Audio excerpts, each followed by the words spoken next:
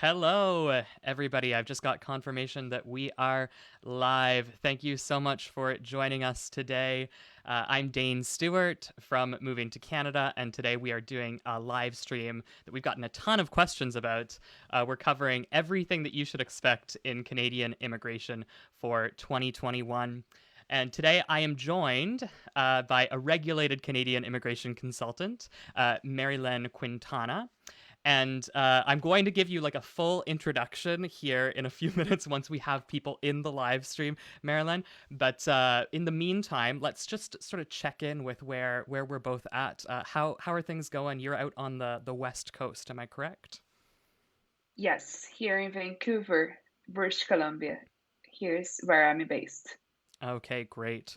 And I'm out on the East Coast in Nova Scotia. We've actually had a nor'easter happening here today. Do you have you ever heard that That's term before, nor'easter? No, actually not. Actually, it's the first time. So there's always a change when it comes to west or east, right? So yeah, I'm learning something today. Yeah, like I think people sometimes when they haven't been to Canada, they don't realize how massive it is and like how different it can be on the two coasts. So out on the East Coast, we have these big storms that come through. They come right up the Atlantic coast, and if they're big enough, they call them a nor'easter or like a northeast storm. So we got one of Oh, those today. So it's just like snowing heavy out there. It's supposed to change over to freezing rain here. So hopefully the weather won't get too bad while we're here in the live stream. We've good. got a ton of people tuned in here. I've got about 250 people in the live stream That's now, great. so I think we're ready to kick things off. So I'm gonna do another intro for you guys. I'm Dane Stewart from Moving to Canada. I'm one of the content developers here, and I'm joined today by Marilyn Quintana. Marilyn is a regulated Canadian immigration consultant and the co-founder of e-Visa Group, a one-stop shop that not only handles immigration but also prepares clients for success in Canada with counseling in employment, in education, in financial planning. So it's really a full service consultancy. So, Marilyn, thank you so much for joining us. Can you maybe tell me a little bit about the motivation behind e-Visa Group and maybe why you guys are taking this full service approach? And then we'll jump into the topic for today's live stream, Canadian immigration for 2021. Perfect. So, hi everyone. It is a pleasure to be here. My name is Marilyn Quintana from eVisa Immigration. I'm a co-founder of eVisa, and I always had the desire to work with something that I would help people. And when I first immigrated to Canada myself, I actually went through a very challenging process, and there was no information available to review and support me through the situation that I was going on. And at that time, I studied a lot to understand what was happening and to understand my options. And I promised to myself after finally getting my permanent residency that I would make a difference and I would help people and I wouldn't let other people to go through what I have been through to get the answers, to get the information. And the decision to become a full consulting service house, like not only focusing on immigration, is just because not everybody is ready for immigration right off the bat, Yeah, right? yeah. So a lot of people need to come here to improve their English or their French skills. A lot of people needed to study here just to make sure that they wanted to really move to Canada permanently. So I came initially as a student myself, right? So when I decided to immigrate, I was like, okay, I wanted to live somewhere else. I wanted to find a better life. And I think Canada is the right place for me.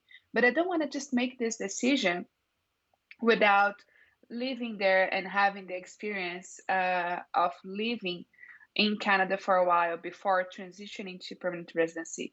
So I think that having the opportunity to study is also uh, like not only a pathway because does Hmm. improve your chances of succeeding in Canada, but it is also sometimes like a part of your decision, part of your planning.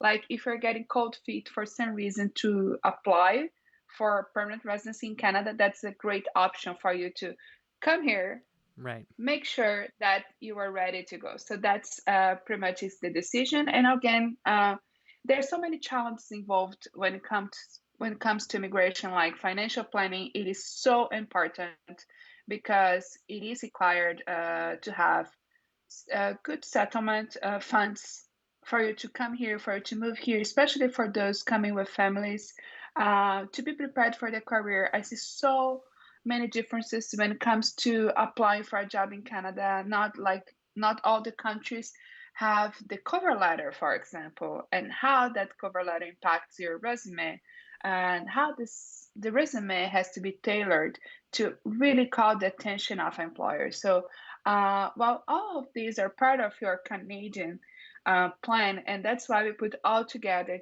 to help people to make Canada their home. Yeah, and I think that's really great. It's one of the mandates behind moving to Canada as well, as making all this information accessible and not just about the immigration process, but also about settlement, because there's so much that goes into making the decision to immigrate, and there's so much that goes into, actually settling into the country once you've arrived. And I'm just going to Perfect. pull up your page here. So I've linked there in the pinned comment for anyone who wants more information, the e-visa website. So you can just click the link in the pinned comment, and I'm just pulling up that website right now so you can take a look at what that consultation page looks like. And as you see, when I scroll down, you have not only immigration as an option, but also education, career, financial, and combo packages. So for anyone seeking more information about Maryland, about e-visa, and their services, just click the link in the pinned comment. But enough about us. Let's get into the topic that we're covering today, which is Canadian immigration, what to expect in 2021. So, for all of you watching, we're going to be covering 6 sort of broad topics today. There's a lot to get through, so we're going to do our best to get through everything, but we're going to start with Canada's immigration levels, their targets for this year as well as for the next 2 years. And then we're going to move on to sort of the mammoth topic for 2021, which is COVID-19 and its continued impacts on immigration and travel to Canada. We're going to talk about the very popular Express Entry system and the programs associated with that, as well as the parent and grandparent sponsorship program, some important updates coming out later this year. Um, IEC, or International Experience Canada, including the Working Holiday Program, will be our 5th topic for today. And we'll end off by trying to cover all of the updates to provincial nominee programs and provincial immigration programs that we can get out and still squeeze it in within an hour. So those are the topics for today's live stream. If you do have questions, feel free to write them into the comment section. We're getting I'm just seeing like comment after comment after comment coming through. We've got about 330 people in here. So try to ask your question during the section. Like if you want to know about Express Entry, ask when we're discussing Express Entry, just so we're able to get to the relevant comments at the relevant time. But let's start things off with our discussion about Canada's immigration levels plan for 2021 through 2023. Marilyn, can you tell our audience what are the big takeaways from Canada's immigration targets for this year and the next 2 years? Well, the big takeaway is like Canada is still investing a lot in immigration, in recognizing that immigration it is very important for Canada, and to keep our economic fabric like up and running Mm-hmm. and actually recovering even from COVID-19. So the numbers are the highest ever seen in the history. So the government of Canada it is expecting just in 2021 401,000 new immigrants to Canada, and the number keeps going up through 2022 and 2023, making over 1.2 million new immigrants in Canada expected for the next 3 years. So that's is per se a huge update, like a huge information for people to renew their hopes and continue to invest in their immigration. Yeah, and just to point of clarification there as well. It's 400,000 new permanent residents. So that's just the people who are getting their permanent status. That doesn't even include, students who are coming on study permits or IEC working holiday makers coming on their work permits. That's just the permanent residents. So it's a huge Exactly. target. And just to answer a question I see coming in, Tom is asking if I have to leave during the live stream, can I view it later on? Yes, you can. You'll be able to view it here on our Facebook feed for the Moving to Canada page, and we'll also be putting it on our YouTube channel if you want to check that out later. Marilyn, we within the immigration targets, you said there's going to be, more than 400,000 new immigrants coming this year. Can you give us a little bit of the breakdown, like through which different pathways and which different types of people are going to be selected within that 400,000?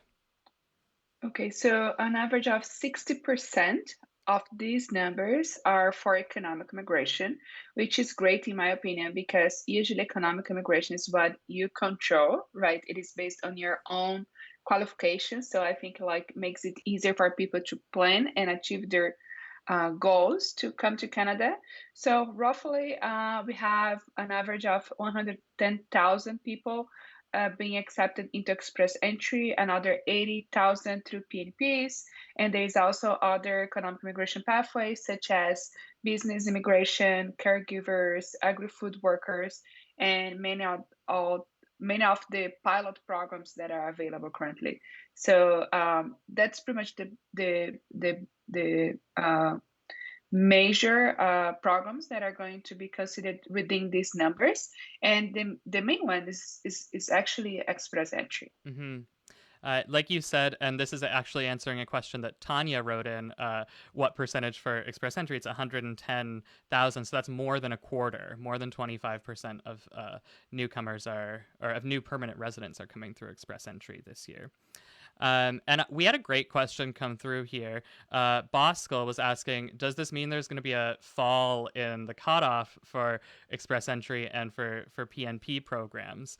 And maybe I'll give a quick answer, and you can let me know if I got anything wrong here, Marilyn. But our answer to that at Moving to Canada is, there is increased spaces. There are more spaces available, yes, but that's only one factor that influences, whether or not you're going to get an invitation in express entry, whether or not the CRS score is going to fall. We also have to consider how many people, like, is the demand increasing? Are more people entering the pool? Are they changing the way that points are allocated? Are they taking more time between draws? That will often cause the score to jump up for a brief time. So it's definitely a good indicator that there are more spots available, but it doesn't necessarily mean that express entry is going to become, much more easy, or there will be more spaces in PNPs for people. Yeah. So if I may complement Mm-hmm. this answer, you know, the point is everywhere in the world, people are thinking of moving to Canada. When I think of other destinations, for example, I was told that New Zealand paused all immigration, for example. People cannot apply for immigration in New Zealand. Australia continues to be a difficult pathway to pursue when it comes to immigration. Like it is harder to transition. Actually, we have a number of clients that decide to move from Australia to Canada because there is too hard for you to transition. US, we know that we just came from like a situation where immigration was not favored there, right? This is Somehow, not a very even nice way to put it. international. Yeah, so we have the UK situation that now people are less willing to immigrate to UK because they don't take advantage anymore of having access to all Europe. So all these factors make Canada one of the most competitive countries to immigrate, right? So the numbers are increasing, but the competition are increasing. The competition is increasing as well. So I would say if I have to predict here, the numbers, I would say we are seeing now that the draws are being program specific most of the time. So we see that the number of people invited has increased to 5,000 every round consistently since last year. This is Hmm. a big increase, so that's great news. However, we see that the points that people have are actually instead up, like average over 450 points, Yeah. right? So if I have to predict the points here, I would say for people who are overseas, you have a good profile if you have at least 450 points or over, right? So don't get too comfortable that I don't think that's going to come down too much. Maybe 440, maybe, but let's say will at the probably remain at this average 450 plus for people who are overseas. However, for those who have Canadian experience in Canada, came to study or came with the working holiday, I'm expecting to come a little bit lower, maybe 420s, 430s, maybe even a little bit lower. So it is becoming more accessible even with all this competition because the numbers increase. And once the express entry becomes more accessible, PNP tends to follow and becomes more accessible as well. But don't get too optimistic because the numbers won't fall too much. Will fall consistently, will drop consistently, but not too much. That's my professional advice based on my experience with express entry and seeing what people are looking for in terms of immigration. Yeah, I think that is really good advice. You know, scout out where you're at and always be proactive if you can. You know, if your CRS score is below that 450 threshold or even around that 450 threshold, make sure that you're taking advantage of opportunities that are available to improve your CRS score. Make sure that you're considering alternative immigration pathways out there. And for our viewers, I've just pulled up our Canadian Immigration Levels Plan, the report that we published on the Moving to Canada website, just with the different figures and the different quotas for Canada's programs. I had a bunch of comments coming in of people asking for specific numbers, so I'm just pulling that up here so you guys can take a look at that. You can see the target for economic immigration at 232,000 new permanent residents, 103,000 for family class, and then 59,000 for refugees and 5,500 for humanitarian and other cases. Thank you, Um, question. yeah, so full details are again on the Moving to Canada website if you want to go peruse that table on your own. But let's talk about regional immigration programs. Marilyn, you did mention some of the pilots that exist, but regional immigration programs are sort of becoming more and more present in Canadian immigration. Can you tell people what to expect about regarding those programs in 2021? So we see that Canada is increasing the number of opportunities with regional immigration. For example, we have the new Rural Northern Pilot Program. We have the Ontario New Regional Pilot Program. So all these programs mostly continues to consider a job offer. However, in these smaller communities across Canada that will give you an additional pathway to immigrate, which is great. They don't require much English, they don't require much education, right? So if you want to increase your chances of transitioning to permanent residency and you are considering coming to Canada temporarily, focusing on those communities could be a great alternative to increase your chances and your opportunities to succeed in Canada. Mm-hmm. And a lot of the regional pilots, at least I've found, they tend to have some sort of mechanism for anchoring a person to that region. Because I know we see, especially with some provincial programs, people will immigrate to Manitoba through the Manitoba Provincial Nominee Program, and then once they have their PR, they'll move to Toronto. But a lot of these regional immigration programs require somebody to already be working in an area or to have a job offer. Am I getting that right there, Marilyn? Yes, yes, or having completed a program of studies in that location Yeah. as well, right? So it's either job offer, even not skilled position. So, for example, the Atlantic Pilot Program also allow people to apply with NOC, which is entry level job, not a skilled worker position. However, it's enough for them to be somehow uh, making a life in that location, and that's what the government's looking for, right? So um, the rural communities are great opportunity as well. They're very similar to the Atlantic Immigration Pilot Program. I would say it is also like a great option. We have very good locations in Ontario, in BC as well. So if you don't feel like moving to a smaller city and you want to be somehow closer to the city, this could be a good option for you to choose from. Really depends on what you're looking for when it comes to immigration, but definitely the government is investing more in creating new spaces for those programs, and I think it is an opportunity for you to consider those locations when planning your moving to Canada, especially if you're coming temporarily first, like Yeah. as a Yeah. student or with a working holiday visa, for example. Yeah, that's a really good recommendation for people. And I think often people just don't know to research other areas. But, like, for example, I'm in Nova Scotia right now. I normally live in Montreal, but Nova Scotia's turned out to be a much better place to be for the pandemic.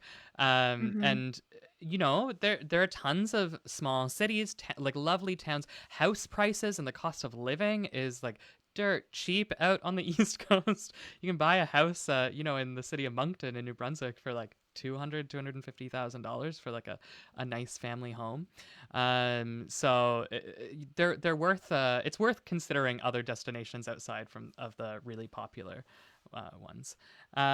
So I think we're getting so many questions. Some people are asking about IEC. We are going to be covering IEC in a little bit. There were a couple other questions I wanted to get into before we jump to our conversation about COVID.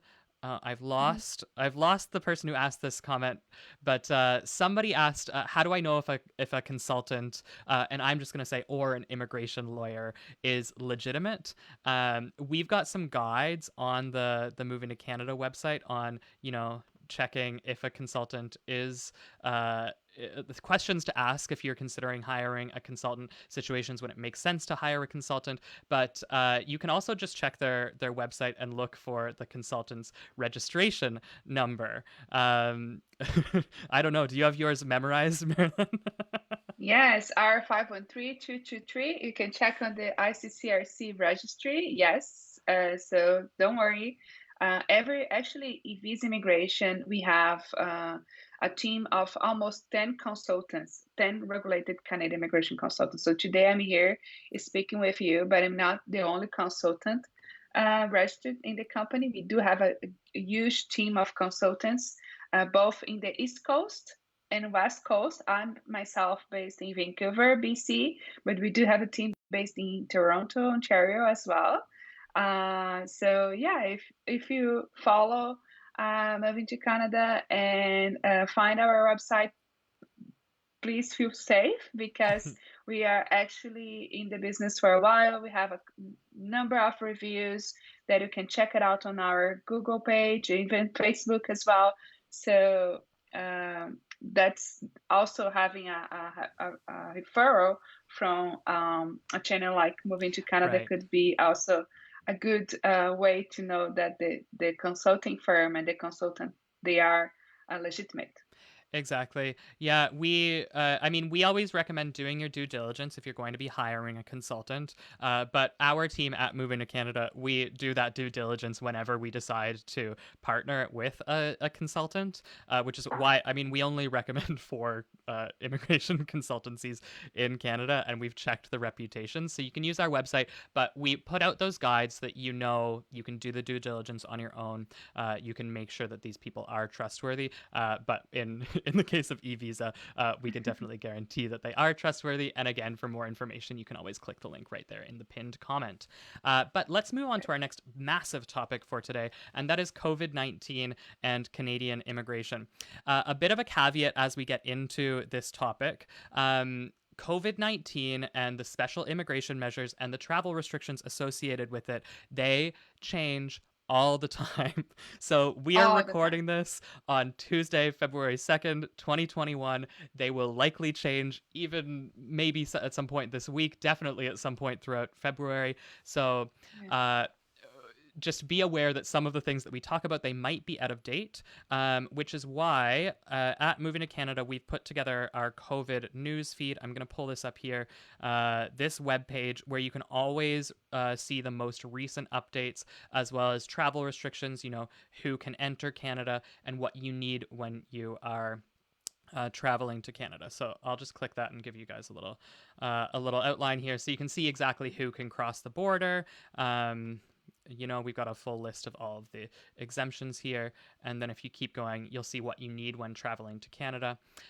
So sort of big takeaways from the current iteration of the travel restrictions is that the vast majority of people are currently banned from entering Canada, simply due to the continued spread of COVID-19 in the country and around the world. There are exemptions to this. I'll scroll back up to our list here. Canadian citizens, Canadian permanent residents, their immediate family members, extended family members in some cases, immediate family members of temporary residents in some cases, and then certain exemptions for temporary workers, international students, COPR holders who were approved before last March or who are residing in the US, and then some other exemptions for essential travel, compassionate entry, that sort of stuff. Um, There you go. so that's like your Coles Notes version of the travel restrictions. Marilyn, the other question we get a lot is what you need when you're traveling to Canada, and there were some really important changes that took place in the travel requirements Just tried it. last week. Can you tell Yeah. our audience a little bit about that? Okay, so first, since January 7, it is required to have the COVID test. The type is PCR, and you have to present the test, the negative test, 72 hours before your flight. Now, starting yesterday, you are required to also take a test once you arrive in Canada. So, the government of Canada changed, and now only the flights can only arrive in four main airports. It is Toronto, Vancouver, Montreal, and Calgary. And those airports are going to be equipped with the test. So you have to take the test again once you arrive in Canada. And once you arrive, since the beginning of the pandemic, you have to do 14 days of isolation. They are considering sometime this week or next week, in the coming weeks, to impose a mandatory 3 day in a hotel. So it's at your own cost. So the government can monitor you, and only if you are negative again, then you are allowed to go to your destination. If you are positive, you have to remain in their location at your own cost. And the bad news is they are expecting the cost altogether to be $2,000 per Yeah. person, right? So, And we've mhm. had a lot of people complaining, and rightly so. It's an extremely overpriced hotel stay, but you have to remember a part of this is acting as a deterrent. Canada's trying to discourage especially Canadian citizens and permanent residents who are just leaving the country for vacation time. They're trying to discourage that, and so the cost is supposed to be a bit of a deterrent. Unfortunately, it does have some negative impacts on people who are traveling for legitimate and essential reasons. Yes, and talking about this specific topic, like all the flights to sunny destinations have been canceled, and it will remain canceled until April, end of April, and that is especially to avoid people to be traveling Yeah. to vacation destinations, and then when they come back, eventually they bring more virus, and they continue to spread out everywhere they go. So because of that, all the flights to sunny destinations are canceled, Yeah. effective immediately too. So um, And this means that's Mhm. Mexico and the Caribbean, I believe, are the nations that have been banned of flights Yes, going to be back. officially yes, but we have note from Air Canada that all South America is Mm. actually having an impact on their flights as well. So this not did not came as official, but we had clients contacting us from South America saying, "Hey, my flight's getting canceled." Or they're going to limit my flights. So what's going to happen now? So it's not official, but at the end of the day, all sunny destinations, I believe, they are having an impact on their flights, unfortunately. Yeah. And more could be coming down the pipeline. Trudeau in his press conference last week, he also mentioned that the government is planning to introduce heightened entry requirements at the land border with the U.S. That might include, testing for certain people at the land border. Details are murky on that, but that's just an example of one thing that there very well could be a change on over the course of the next month. One other change that's taken place this year, and it leads us really well into our next topic, Marilyn, is the introduction of the Arrive Can app, which is mandatory for people traveling to Canada to complete at this point in time. And, it is a bit of a hassle, but it's also sort of introduced some room for innovation that's been emerging out of Canada's response to COVID-19. So I watched a video that you did about a month ago, and you covered this topic really well. You spoke about the ways in which Canada has used COVID to optimize and to innovate in the immigration sphere. So can you tell our audience members a little bit about that? Yes. So one of the things that came with COVID is not only problem, trouble, and difficulty. I would say there is a lot of opportunities coming up as well. So one of the commitments that Canada has made is to improve the digital transformation overall. So there are many changes that we already can see happening. ArriveCan app is one of those. So before we had like a paper form to be completed when you were arriving in Canada. Now use this app. So it is already better to put all the information there and be safe that it is already accessible to the officer at the border. So that's actually great. And there is a lot of new opportunities that comes with COVID as well.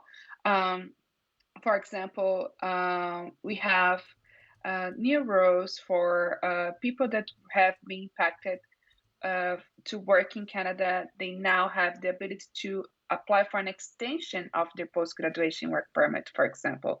That's like never seen before. As you may know, post-graduation work permit is once in a lifetime opportunity. Once you had it, you had the opportunity, but now you actually can qualify for an extension of up to 18 months. So that's actually great. A lot of people were not impacted because they continue to be able to work, but now they have additional time to work in Canada and make sure that they can transition to permanent residency.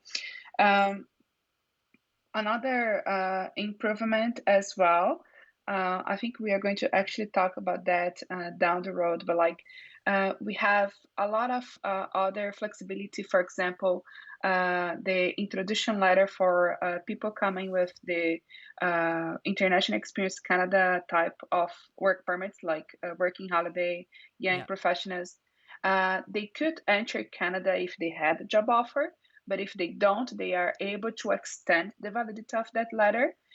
Usually, the extensions we were seeing up to June 2021. Eventually, if up to June we don't have any bright updates regarding the travel restrictions, they may provide an additional extension to that. Biometric exemptions for whoever was in Canada applying for permanent residency, if you had already done biometrics before, or if you're applying for extension of your temporary permit in Canada, that was exempted. And there are a lot of other measures. For example, people now that are in Canada and had, for example, the opportunity to secure a job offer, they could apply for a work permit from within Canada. So that was a great measure applied through the COVID situation to help people. Um, well, we Yeah. do have. Mhm, go Oh, ahead. I was going to I was going to say that just jumping back to this changes that have been brought in for international students, because you mentioned this new open work permit program, which is, revolutionary, and there's about, I think, 52,000 people who are eligible for this. There's also been a change allowing international students to complete a portion of their studies outside Canada and still qualify for their post grad work permit, and that has never been allowed before. Is that right? Yes, correct. So that's actually a big change and actually an opportunity for whoever was planning to come to Canada. And sometimes they feel that, hey, I have the money for the tuition, but I'm not sure if I'll have the money to support myself because I'll have to leave my job back home. So now you can study in Canada at a Canadian university. Sorry, you can study at a Canadian university Outside Canada, yeah. outside Canada, however, having all the advantages of studying here, like qualifying for the post graduation work permit, um, having the experience to study at a Canadian college or university, which is sometimes different from other countries, and it's a very good education system, like very recognized all over the world. So having a Canadian diploma is definitely something very good to your resume, to Yeah. your career. So you have the opportunity to do that while back home. And actually, we have a lot of people, for example, that sometimes decides to come to Canada. They don't have the eligibility for the entry for the admission into Canadian colleges because of some English restriction, and studying pathway can be completed all online right now. So you can apply for a pathway, which is a program of English studies or French studies online. That once completed, you are accepted into the Canadian college or university. So you don't need to take IELTS or TOEFL to be accepted. This program was never online before, was always in person. And now with COVID-19, you have that opportunity, which is also like great because a lot of people complained with the change in 2014 that people wouldn't be allowed anymore to study English or French and being able to work. Now you are able to do that program outside Canada and actually get accepted into your college or university just by completing the pathway, regardless of the fact that they are outside Canada. So that's actually great update as well. And Yeah. because it's online, we saw a reduction of the cost of these programs. So when it comes to tuition for colleges and universities, they are still the same price of tuition, Yeah. unfortunately. Still quite expensive. I mean, depends. It's all relative, but it can be Yeah, expensive. it is an investment and it is worth it. But when it comes to the English courses or French courses online or the pathway programs, like they became more accessible. And a lot of people say, like, hey, I want to study English in Canada because it's actually better. Like I can tell myself I'm not a native speaker and I had to learn English and I would say I studied back home and if I could, I would have never started studying back home. I would Mm. fly to somewhere and learn from the native speakers. I think there is a huge difference. And now you have the opportunity to do that, like at a very reasonable cost because they are cheaper than ever and Yeah. all online. And actually, because the schools know that people are in different time zones, for example, there is this opportunity to study, like they have several different packages. You can study morning, evening, afternoon, so whichever time fits your schedule. So that's definitely great news. Yeah, and for anyone who's out there listening and you are hearing what Marilyn is saying about all of these amazing opportunities for people considering studying in Canada, I highly recommend, book a consultation with eVisa. We talked about how they don't just offer immigration counseling, but also education, financial planning, employment counseling as well. So you can click that link right there in the pinned comment. And here, I'll just show you where to go. You're going to click that pinned comment, and it will take you to this page on the e-visa. This is Maryland's website, and you'll see if you just scroll right down, you can select education as your category to get more information about all of the stuff that Marilyn was discussing, and get some professional guidance about what makes sense for you. So we did have a couple audience questions I pulled from our Facebook discussion thread ahead of the event, sort of related to COVID. So Catalina asked us, are IRCC currently processing applications from people outside Canada who are not exempt from the country's travel restrictions? I've heard of people who've been waiting for a final response to their application since more than a year ago. And a related question from Sharon asked, do you have any current processing times for express entry? So, Marilyn, you're the immigration consultant. You're seeing files move through the system. Can you shine any light on these questions for our community? Perfect. So yes, they are still processing applications from overseas. All depends on the location of that specific country that's processing your application. We see some locations is lower than others. Some locations are actually fully operational. Others are very slow, probably because that specific region, that specific country has additional restrictions of people working, or maybe some limitations on how to allow those people to work from home, for example. Overall, it is delayed, unfortunately. Overall, it is lower than ever. We see, for example, that from March last year to September, at least, nothing happened. So it is like from September forward, it started to happen slowly, like some approvals, some reviews, but the backlog that was accumulated throughout the 6 months was like huge. That's why, even though they are trying to catch up, it's still a lot of delays on the processing of applications. So for overall applications, like regardless of the stream, we are seeing a delay of 6 months to 1 year in the processing times, pretty much reflecting when the COVID started. So like why 6 to 9 months actually is exactly the time that we have been going through the pandemic, right? So for express entry, it is also the same. We see a lot of applications that it completed the 6 months and have not been requested the final passport. I have been receiving from our clients overseas some passport requests, but it is slower. And in this case, we do, for example, for our own clients, or if you need any support, we can help you with that as well. We can order the GCMS notes, and Right. in that file we can see if the application it is approved in the system, and if it's just a matter of time and backlog for the officer to get to that file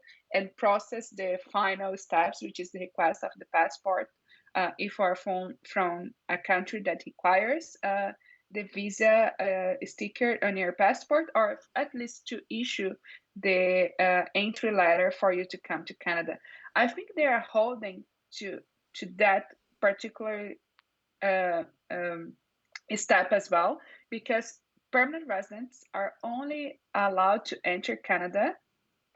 Sorry, people approved for permanent residency are only Yeah. allowed to enter Canada if their file was approved before March 18, 2020. So even though you receive that final step, you are not allowed to come to Canada. And it actually creates additional problem because if we're not allowed, that document has an expiration date. Usually it's valid for 6 months, but that date can vary according to your police certificate or to your medical exams that may or may not be extended at the discretion of the officer. So I would say ordering the GCMS notes, it's going to give you a peace of mind that everything eventually is approved, and just a matter of time, it's just a matter of pandemic for your file to be processed. So Right. that's my piece of advice. And if you want to have our support, our assistance to do that for you, we can have the request of the GCMS notes. We also call ATIP, Yeah.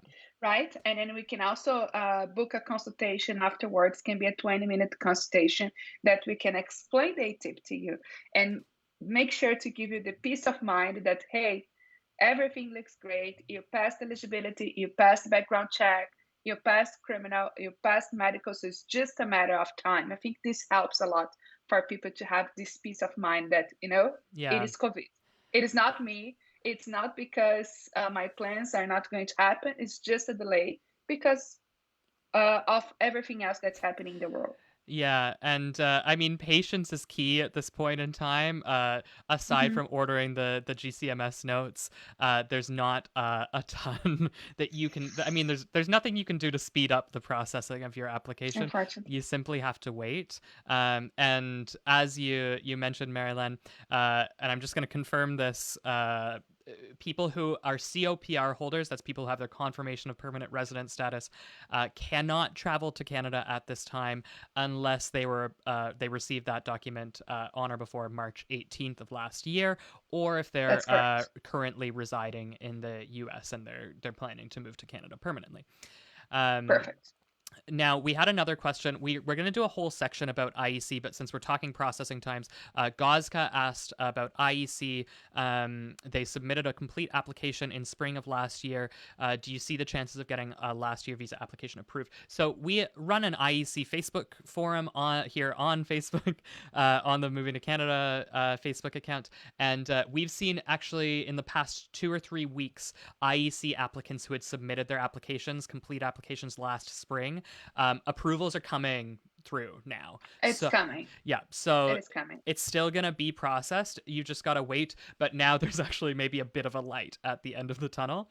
And Gozcat also asked if, due to COVID-19, I age out, I am over the age that's required for my country. What will I do? For IEC, the age locks in when you receive your invitation. Okay, so if Mhm. you received your invitation and you were in the right age threshold, you're fine. You don't have to worry. It's the people who are really approaching the 36 or the 31 years of age who haven't received their invitations and are waiting for the pools to open. Then there's a bit of reason for anxiety, and there's not much that we can do to Yeah, definitely. assuage your Unfortunately. concerns. But we're gonna get more into IEC in a few minutes. Before that, we wanted to do a couple of express entry updates here. Um, Definitely. so let's talk Express Entry 2021. A little bit of summary of what we've seen so far. We've had 4 draws take place. They've been split between PNP and CEC draws, but it's been 5,000 invitations in each 2-week period, which, as you mentioned earlier, Maryland is sort of record setting. They started doing that in November of last year, and they've maintained that level straight through to the end of January. But we had a few important changes announced to the Express Entry scoring system last year. One of the changes was increased points for French language speakers in Express Entry. Can you cover, Maryland, what that change entails and how it might impact Express Entry over the course of this year? Perfect. Okay, so government of Canada is trying to increase the number of French speakers across Canada outside Quebec. Okay, and because, as you may know, Express Entry is a program for those who want to come and settle in Canada in any province except Quebec, like Express Entry increased the points for French language speakers. So before, if you have at least CLB 5 in French, so a combination of English and French, Mm-hmm. you would receive 15 points. Now you had an increase of 10 points. You're going to receive 25 points. And if you had the combination of English and French, and your French was at least CLB 7 in all abilities, you used to receive 30 points. Now you are going to receive 50 points. Actually, since November, this change has taken place. And I think this gives us an opportunity for those who are overseas to have an alternative to increase the points, Yeah. even not coming to Canada. And because the time right now makes it harder to come to Canada, it is definitely a great opportunity for you to consider, for example, studying French. Even online, as I mentioned, there are a number of schools that are offering online programs, right? And we can help you with that as well.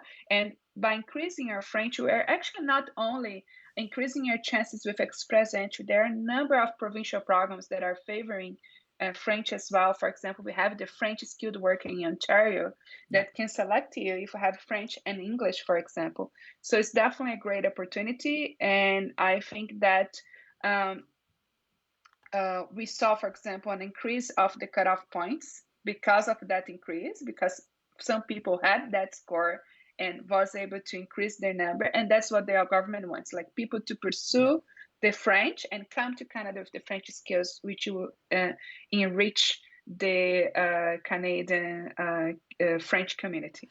And also, aside from just helping out with your immigration, if you can handle work in English and in French, you are going to open some doors, especially in terms of employment once you're in Canada. Basically, all government jobs at the federal level. All is an exaggeration. A lot of jobs at the government level require some sort of bilingualism in both English and French. Being able to work in both of those languages will really give you a leg up once you are in Canada. Um, Now we had talked about the immigration levels plan back at the beginning of this video, and we had mentioned that Express Entry has the highest targets that they've ever set out for Express Entry, a goal for 110,000 new permanent residents admitted through Express Entry this year. And have we are we on track to meet that target based on the draws we've seen so far this year, Maryland? Those draws in January, and do you think that's going to keep going for the rest of the year? Yes, I do think so. Like, if you think of the target, we usually have draws every other week, right? So I would say between 24 to 26 draws every year. Mm-hmm. So if you put like the 5,000 times 24, for example, which is like average 2 weeks draws, we get to a number of 120,000 invitations. And we have to consider that not everybody that's invited is going to be approved. Right. But if the target it is 110,000 new immigrants to the Express Entry, it does make sense to keep at that level, right? So Yeah. I do think that's going to continue. Maybe a slightly reduction every now and then, but like I'm expecting to see these draws to be consistently at 4 to 5,000 per draw. Great. Yeah. And one note there, too, about the targets is, the admissions and the ITAs, you mentioned not everybody who's invited is going to be approved.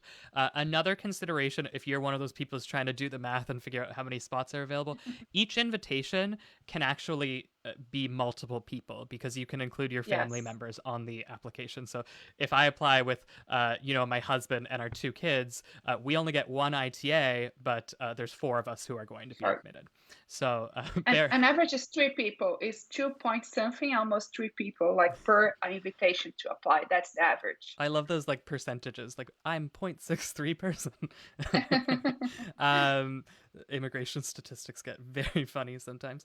And the other thing that we've seen happen so far this year is the program specific draws. Express entry ITAs being limited to PNP and CEC candidates only. What are your thoughts on that, Marilyn? Do you think that's going to continue this year? I do think so. It's been a kind of an old promise that the government would favor people that are in Canada already contributing to the Canadian economy, either working or because they completed a program of studies here, right? So this has been something that was told a long time ago, even before the old minister, that they would favor those people who are in Canada, and never happened before. But now it makes sense because people that even approved outside Canada cannot come to Canada. People that are already here, they need to transition because they cannot be extending their permits and they cannot leave the country safely right now. So I think this makes sense. Right. But in my opinion, and that's only my opinion, it's kind of a prediction. I would say that this measure is coming to stay. So we were seeing before COVID only general draws, like Right. any Everybody was program would considered be in every draw. Yeah. exactly. So right now, what I think we are going to start seeing, regardless of COVID, is like more program specific draws, which I think makes sense. And people that are overseas and planning to apply from overseas shouldn't be upset about it, because the more these people uh, uh, get selected from the pool, you are competing with people that have the same conditions that you are when it comes to the selections of people applying for federal skilled worker, for example, from overseas, because these people that are in Canada does have additional points for Canadian experience, Right. for education in Canada, right? So these people being selected into their own draws, like, will allow that once the government makes the selection for people who are overseas, you are competing with everybody else that has the same conditions as you have Yeah. to achieve those scores. So I think, like, it is not completely bad news for people who are overseas. I think it's going to be more balanced, because if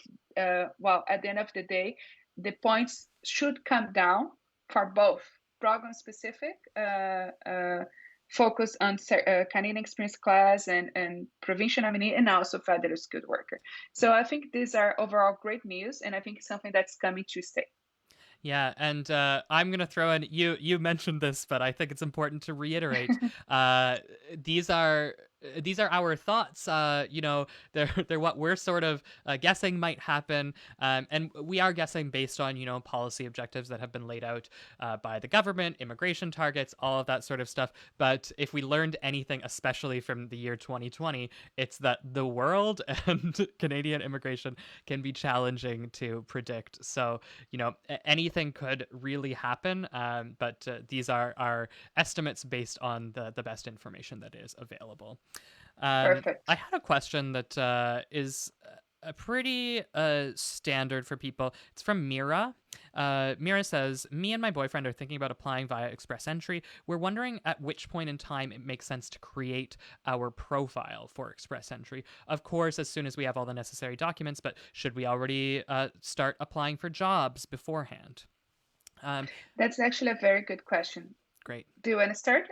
No, no, All right. please, you take that one.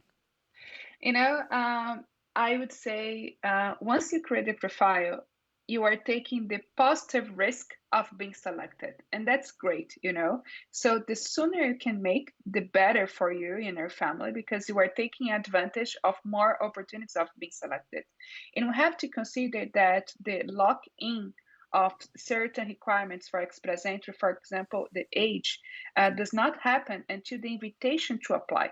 Meaning, if you have a profile there, everything continues to be expiring, let's say, right? So your test, once you had the test available, the test is valid for 2 years, regardless if you create your profile or not. Your education credential assessment is valid for 5 years, but Yeah. your age, for example, no matter if you create the profile before your university, before your birthday, sorry, um, you you may lose points once you become a little bit older, right? So every year you will lose points. So there is no point for you to wait.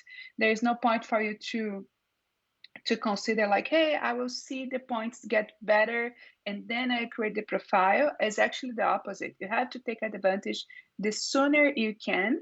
And if it's the case, if you are like, for example, hey, I have conditions to create a profile right now, but my points are not the best, go ahead and make sure that your profile is active, because there is the tie break rule, which Hmm. considers older profiles as an advantage when there is the same number selected, when the cutoff points are the same for two profiles, they consider the oldest profile created.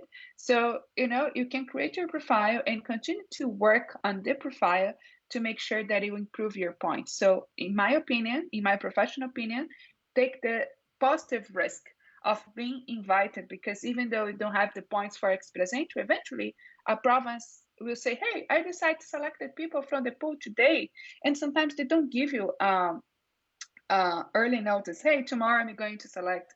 Sometimes just happens. So, for example, before the COVID, we had a lot of cases that people were just selected to apply through the Alberta PNP. Yeah. And the criteria was, you have a profile with over 300 points. and you select that you have intention to come to any province in Canada or specifically Alberta, you could have been invited, right? So why not take the positive risk of being selected sooner? So that's Right. my opinion.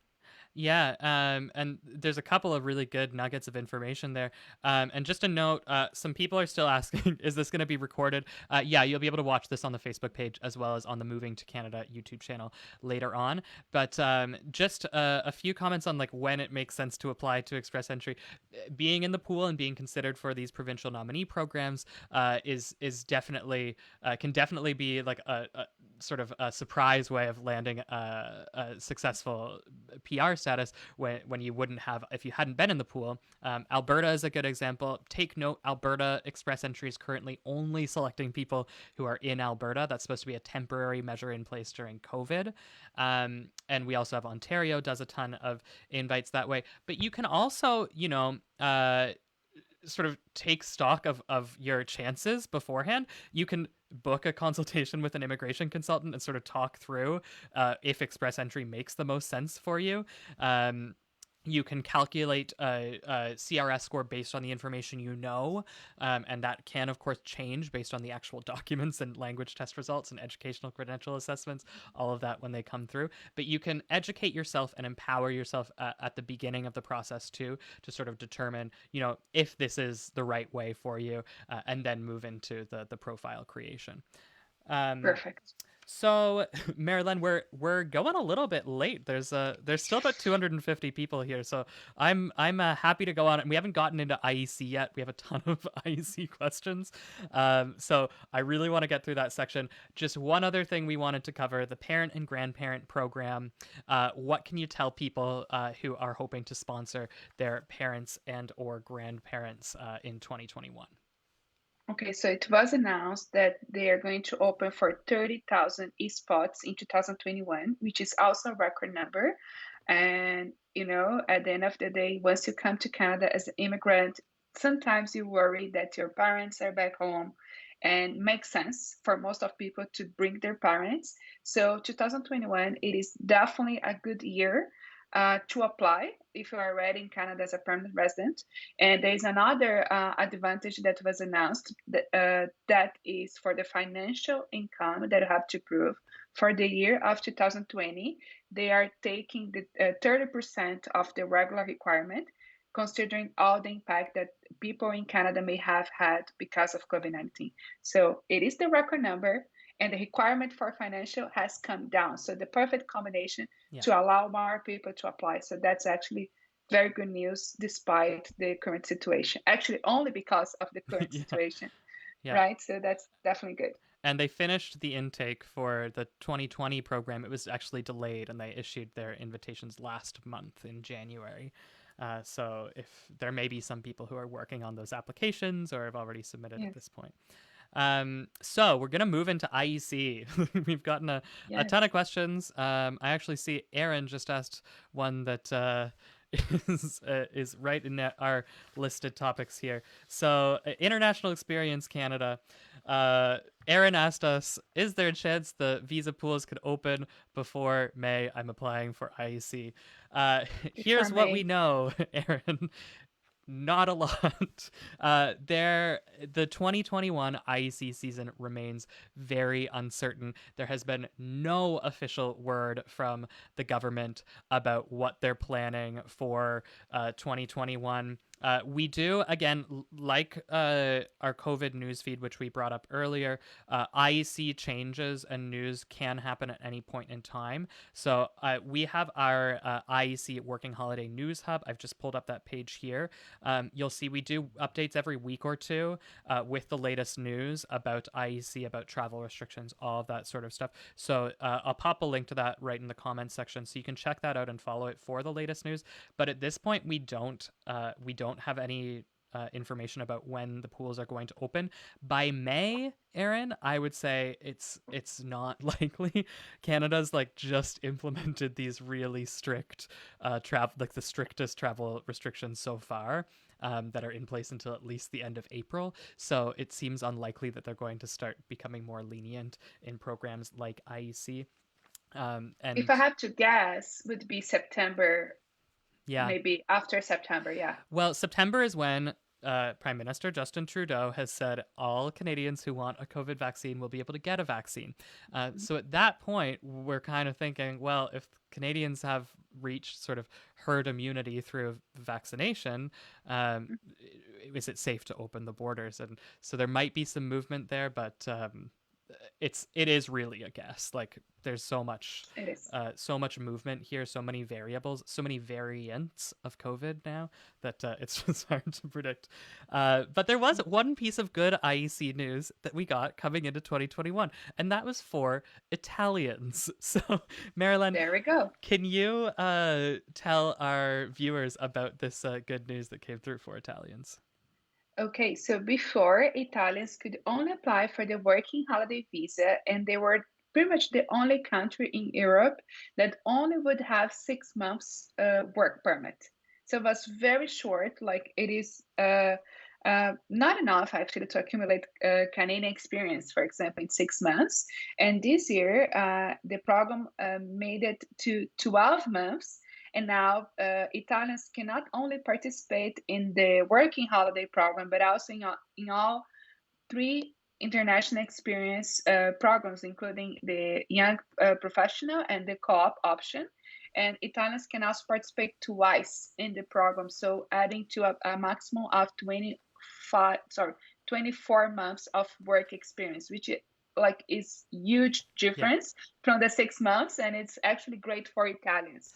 It's a huge game changer for Italians because with that 24 months, you can easily score 12 months of full-time skilled work Mhm. experience, which is the minimum requirement for the Canadian experience class of express entry. So there is sort of this pathway to permanent resident status that's opened up to Italian youth. And one bit of additional info, our team clarified with IRCC that Italians are able to participate twice in once this new youth mobility agreement comes into effect, when IEC opens, they'll be able to participate twice in the same program. So you can do both participations in the working holiday program, which is the easiest one. So that's Definitely, more yes. good news.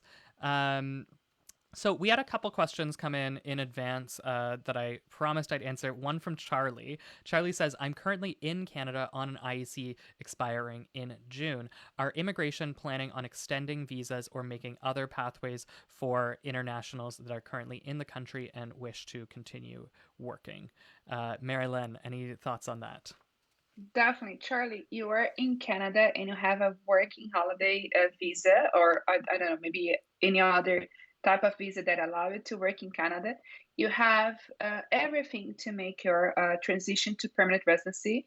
And once you apply, we have to, of course, discuss the options, maybe a PNP, maybe express entry. But once you apply, you have additional options to extend your work permit. For example, if you qualify for express entry, once you submit your application, you qualify for a bridging open work permit. If you qualify with support of your employer for a PNP application, for example, in most provinces, you qualify for a work permit based on your nomination. And in some cases, even you can qualify for a bridging open work permit after sending your federal application. So if your visa is expiring in June, we have to work on that right away because you have very limited time and we have to make it happen within these 4 months. I'm sure we can review and discuss several opportunities for you to start preparing, and but it's still time, like you can make it happen. So please access the link, book a consultation with one of our consultants, because you probably have a very easy way to transition to permanent residency, and through that, also extend your work permit in Canada. Right. And just to jump in and answer in a bit of a different way, because a question we've got a ton in our IEC Facebook group is Canada going to make a COVID special measure that lets IEC participants extend their work permit and just, stay in Canada for longer and be able to work? And at this point, we have absolutely zero indication from IRCC that they're even considering that. Again, a change could come out next week and I could be totally proven wrong, but at this point we have Hmm. no information that suggests that. However, if you haven't yet activated your IEC and you have your port of entry letter of introduction, your POE letter, there are some options in place for you, and it answers a question we had come in here from Josephine, who asks, I hold an IEC working holiday invitation letter. That's the POE letter. It's expiring Hmm. soon and I'm outside the country. I extended it for 6 months already. Applying to jobs in Canada turned out to be quite challenging when they weren't locally when Josephine wasn't locally available already. Um, so they're wondering how tips to overcome this barrier and how likely would a second extension be. So Joe, a second extension is likely. Apply, use the web form on the IRCC website, and apply for a second extension. In our Facebook group that handles tons of IECers, we've had people get granted 2, 3 extensions up until now. We've seen June 30th at the latest for approved extensions, June 30th of this year, 2021. So definitely apply. I actually haven't heard of a case where a person has been denied an extension for their POE letter. I can't, that doesn't, I'm not guaranteeing you that you'll get the extension, but I just haven't heard of somebody being refused. Have you heard of anyone being refused for that extension Not at request? all. Okay. They're being very generous with the extension so far. Like they're processing, they're just accepting to do, and it's pretty much like a very straightforward process. Yeah, it's just the web form. It's pretty much as easy as it comes when Canadian Yeah. immigration is concerned. And we got another question from Nicole asking, do you think IEC visa holders will be able to come to Canada this year without having to have a job offer? Remember back in, I think, April of last year, they made it so you had to have a job offer in order to enter to activate your IEC work permit. Any thoughts on that, Marilyn? Well, I don't think that for now that would be possible. Again, all depends on how it is the COVID situation. Maybe after September, that could be a possibility. Pretty much like once Canada is considered like we are safe to open the borders, that's when probably we are going to see all these restrictions lifted. Until there, probably not. So I would say if there is a possibility, probably it's going to be after September, Hmm. when, as you mentioned, we are expected to have all the Canadians vaccinated. So therefore, better control of the COVID situation. Uh, just adding to what Nicole asked and also Josephine, we do have a career consulting service at EV's Immigration that help people to apply for jobs and to perform better in the interviews, or even to decide what kind of jobs they could target while applying for Canadian jobs according to their background and experience. So if you have the authorization to work in Canada and it's just missing the job offer, maybe it is worth a consultation with our career specialist. And eventually, you also can take advantage of our 6 month package that will pretty much be accompanying you with the applications, with the interviews, helping you with your resume, cover letter, LinkedIn profile. So we can help you to get a, to get better chances to land a job offer in Canada. Great. E-Visa, a full service opportunity. You guys offer like really just the full range of what people are going to need to prepare for and then succeed once they're in Canada. Um, There you go. so again, more information for that. All you got to do is click the link there in the pinned comment. So we're about 15 minutes over time now. So we were supposed to cover PNP updates. I don't think we're going to have time to get into that today, but I will give you guys who are watching a quick resource. I'll show it off here. This is the PNP live tracker on the Moving to Canada website. Here's where we track all changes and updates to provincial immigration programs. We include Quebec in there, even though it's not technically a PNP.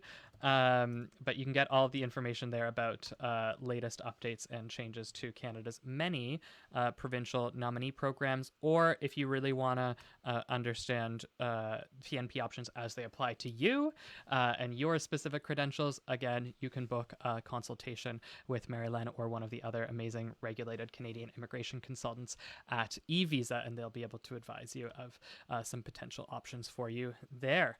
So, our first live stream together, Marilyn. It Yeah, was a I'm very pleasure. excited. It Yeah. was a pleasure as well. Thank you for the invite. I'm very glad to have this opportunity with you guys, and I hope we have many more to come in this year. Yeah, for sure. It's been an absolute pleasure. You really, really know your stuff. It's been great having you on, and thank you to everybody out there who tuned in. Sorry if we didn't get to your question. You can always look up an answer on the Moving to Canada website, or consider booking a consultation by clicking the link there in the pinned comment. Thank you guys so much, and we will see you next time. Maybe tomorrow or the day after, if there's an express entry trial that takes place. Bye, All right. guys. Thank you very much. Bye bye.